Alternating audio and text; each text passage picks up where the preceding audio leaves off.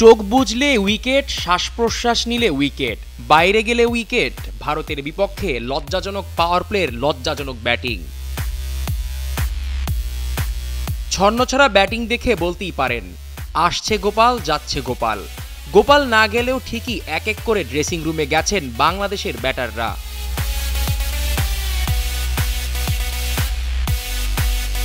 লজ্জার ব্যাটিংয়ের দিনে টসে জিতে আগে ব্যাটিং করার সাহস করেছেন নাজমুল হোসেন শান্ত।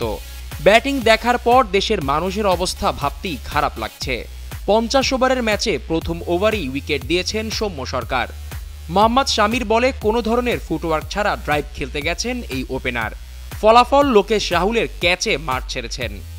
5 বল খেলে ডাক মারেন সৌম্য।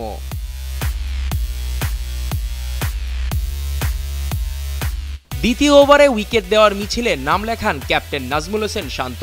শর্ট কাভার পয়েন্টে কোহলিকে ক্যাচ প্র্যাকটিস করান তিনি।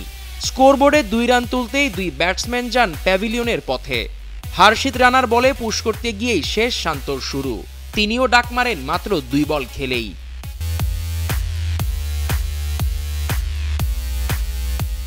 সপ্তম ওভারে উইকেট বিলিয়ে দিয়ে আসেন মেহেদী হাসান মিরাজ। ড্রাইভ করতে গিয়ে স্লিপে ধরা খান তিনি। মোহাম্মদ শামির সুইংয়ের দিশেহারা মিরাজ 10 বল খেলে মাত্র 5 রান করে তিনিও ফেরেন ড্রেসিং রুমের পথে।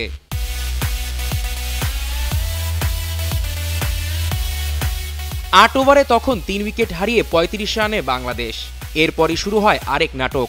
নাটকের কারিগর আকসার প্যাটেল। নবম ওভারে আকসারের বলে নিকড হয়ে কিপারের কাছে ক্যাচ তুলে দেন তানজিদ হাসান তামিম। 25 বলে 25 রান করেও তিনি ছাড়েন ক্রিজ। তামিমের ইনিংসটা বড় হবে এমনটা ভেবে হতাশ হয়েছেন ভক্তরা।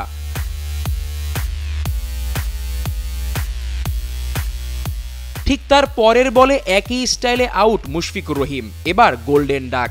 ডিফেন্স করতে গিয়ে রাহুলের গ্লাভসে শেষ হয় মুশির ইনিংস। পাওয়ার প্লেতে 39 রান নিয়েই 5টা উইকেট হারিয়েছে বাংলাদেশ। এমন লজ্জাজনক পাওয়ার প্লে দেশের মানুষ আশা করেছিল কিনা তা নিয়ে কি ভাবেন বাংলাদেশের ক্রিকেটাররা, সেই প্রশ্ন বহু বছরের। জিসান আহমেদ, কালের কণ্ঠ।